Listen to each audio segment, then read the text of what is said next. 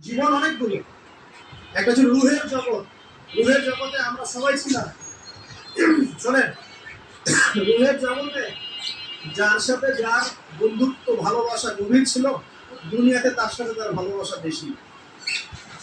এটা হয়তো জানেন না, জানতে পারছেন? রুহের জগতে যদি কখনো আপনার সাথে আমার দেখা হয়ে থাকে, দুনিয়াতে আপনার সাথে আমার দেখা হবে ইনশাআল্লাহ। রুহের জগতে যদি আপনার আমার মধ্যে ঘনিষ্ঠ ভালোবাসা থেকে থাকে, এখানেও ভালোবাসা হয়ে যাবে ইনশাআল্লাহ। এটা বলে আমি আবার তোমাদের বয়ফ্রেন্ড গার্লফ্রেন্ড ভালোবাসা বলে নিই, ওই ভালোবাসার কথা বলি। আবার রুহের জগতে বিদ্বেষ, এখানেও দেখবেন বিদ্বেষ।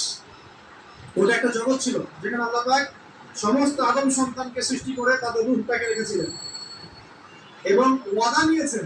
কি ওয়াদা? আল্লাহ পাক বলেছেন আলাস্তু বিরাব্বিকুম, সূরা আরাফের 182 নম্বর আয়াত। 182 নম্বর আল্লাহ পাক বলেছিলেন যে আমি ওয়াদা নিয়েছিলাম, আলাস্তু বিরাব্বিকুম, আমি কি তোমাদের রব নই? আমরা সবাই বলেছিলাম বেলা ইয়া রব্বি, অবশ্যই আপনি আমার রব। দুনিয়াতে এসে আমরা ভুলে গেছি। এই ভুলে যাওয়াটা মনে করায় দেওয়ার জন্য আল্লাহ পাক আসমানে কিতাব নাযিল করেন, নবী রাসূল পাঠান, আমাদের কান পর্যন্ত ইসলামের দাওয়াত পৌঁছে দেন, যাতে আমরা মনে করতে পারি। এবার আসেন রুহের জগতের পর আসলাম এই যে দুনিয়ার জগৎ, দারুদ দুনিয়া। দুনিয়ার মধ্যে আছে হয়তো 50, 60, 70, 100 বছর হাইয়েস্ট। এরপর যাবে দারুল বারজাখ, বারজাখের জন্য।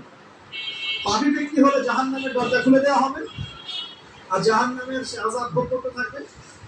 এবং পুণ্যবান ব্যক্তি হলে জান্নাতের দরজা খুলে দেওয়া হবে এবং এর নাজ নিয়ামত ভোগ করতে থাকবে।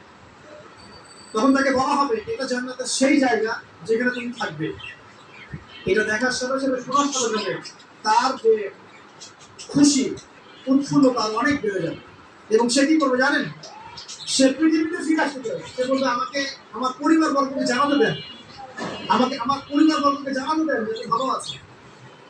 তখন ফেরেশতারা তাকে বলবেন যে এটা সম্ভব না, তোমার এবং তাদের মাঝে দারুল বারজাখ আছে, তুমি এটা ভেদ করে যেতে পারবে না।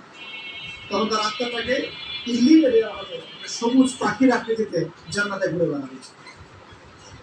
আর যদি জাহান্নামী হয় তাহলে যে বললাম দরজা খুলে যাবে, জাহান্নামের মর্মান্তিক আযাব তার দিকে আসতে থাকবে। কবর সংকুচিত হয়ে আসবে এমন ভাবে যাতে তার বাম পাঁজর ডান পাঁজরের ভিতরে এভাবে ঢুকে যাবে। এই আযাব চলতে থাকবে ইলা ইয়াউমিল বা'সুন, পুনরুত্থানের দিন পর্যন্ত।